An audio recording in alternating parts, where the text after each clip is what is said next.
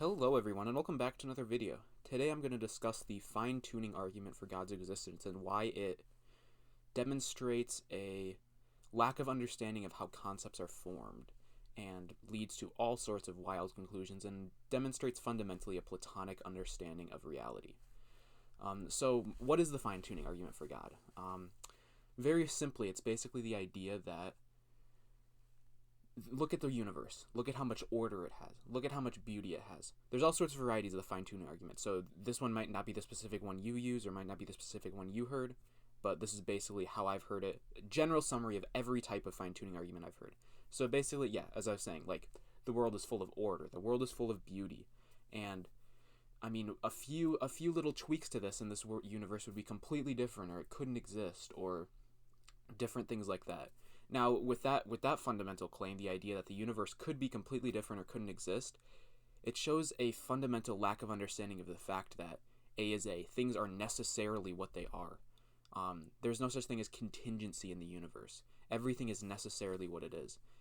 Now, you could imagine it being logically different if you have a bad conception of what logic is. Logic is a strict adherence to the law of identity. Everything is what it is, and it's necessarily that way. Just because you can imagine another way that it could be doesn't mean that that's contingent. It means that you have a strong imagination and you can create new things, like Walt Disney. Walt Disney had a strong imagination. He could see different things and create these new characters and stuff like that. Although Walt Disney wasn't entirely new with his stuff, but he was fairly original. I have a lot of respect for Disney. Although a lot of people tend to hate on him for all sorts of reasons. But whatever, that's not the main topic of this video. So yeah, fundamentally, the reason why the universe is fine-tuned the way that it is because everything is what it is. It's necessarily fine-tuned that way. This is not a contingent thing. It's something necessary. Now, on to the question that I actually wanted to address in this video. That was kind of a tangent because I just remembered the whole concept of like the universe having to be this specific way, and that whole argument, which is very stupid. It shows a lack of understanding of the fact that the law of identity is necessary, and I've talked about that in other videos before as well. So you can go find them if you can. I don't remember the specific one I talked about it in, but yeah, you can go find that video. But I feel like that was a pretty quick and clear summary of debunking that point. Now on to the other topic, the other side of the whole, which is part of it as well, but the other part of the fine-tuning argument is the whole argument about beauty or order. Why is the universe beautiful? Why is the universe ordered?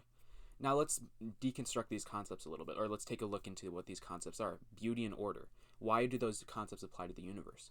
Well, first let's start, where do those concepts come from? That's a very important question here. Where does our concept for beauty come from? Where does our concept for order come from? Well, like everything else, like all other concepts in the universe, it comes from us looking at reality. It comes from reality, and obviously, like the whole Ayn Rand lays out the theory of how we do this specifically, but that's not the main point of what I'm trying to say right now. The main point is that it comes from reality. We form these concepts of beauty and order by looking at reality. It's not some a priori thing that just pops into our head from our birth, because we need to look at reality to decide what beauty is. We see beauty in reality, and we basically, I don't know exactly how our concept of beauty is formed or our concept of order is formed, but it seems to me that it would be from values that we form as a child, and which is how, like, we associate certain things with pleasure, and then we find those things to be beautiful.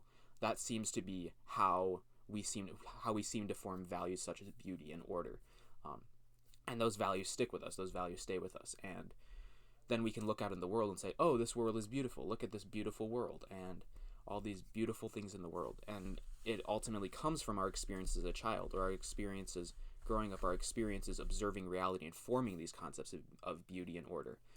Now, what religious people do wrong here is they take a Platonic view of beauty. They take a Platonic view of order. They view those things as apart from reality. They view them as this intrinsic thing apart from reality in this sort of world of forms. That's what they view beauty and order to be. And they view that as almost being projected onto reality. And they're like, how did this beauty and order get here? And then they say, oh, God, obviously. God projected this beauty and order onto the world. No, that's a mistake. Our concepts of beauty and order do not come a priori. They're not concepts that exist before the universe or apart from the universe. They're part of the universe itself. We discover what order is by looking at the universe. We say, oh, this is a thing that follows. We see these different examples of things that are orderly, and then you look at them all and integrate them and say, oh, this is what order is. And then now what religious people do is they do this, and then they forget that they formed this concept by looking at reality, and they say, oh, there's this concept of order out here. Look at all this order out here. How did it get here? It must be God. And that's such a backwards way of looking at it. You need to understand that, no, you look at reality, discover that the order's there. Yeah, it'd be the same as, I don't know, it'd be the same as any other weird concept, or any other concept that you could come up with, like, oh, I have this concept of shoe in reality. Like, there's these shoes in reality. Why are they shoes? I don't know how shoeness got into reality. Like, that doesn't make any sense. That makes absolutely no sense. It's such an absurd way to look at things. And that's how these religious people look at things like beauty and order. They don't understand how these concepts got into our head. So then they view them as like this intrinsic thing apart from reality, and say, well, how did these concepts get projected down to here? How does the concept of beauty exist in the world? No, you're thinking about this entirely wrong. No, you form these concepts from reality. Start with reality. Stop starting with your whatever mental constructs you have. Start with reality, because that's where your mental constructs come from.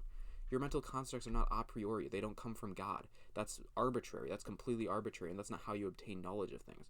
You can realize that you look at reality to form all of your concepts, and look at where you form this concept of beauty from. Look at where you form this concept of order from, and you'll see that it's primarily from looking at reality. Our concepts do not come from a higher power. Our concepts do not come apart from reality. They are part of reality itself. This is what Aristotle does fairly well. He has some mistakes, of course. Aristotle wasn't perfect, but he gave us laws of logic, which gave us things like PlayStation 1s and Apple Watches, quoting Rucka there. But yeah, Aristotle wasn't perfect, obviously. He had this sort of theory of essences of concepts in and of themselves, which is also fairly intrinsic, but he realized that our concepts of things come from looking at reality, and that's what Aristotle did right here.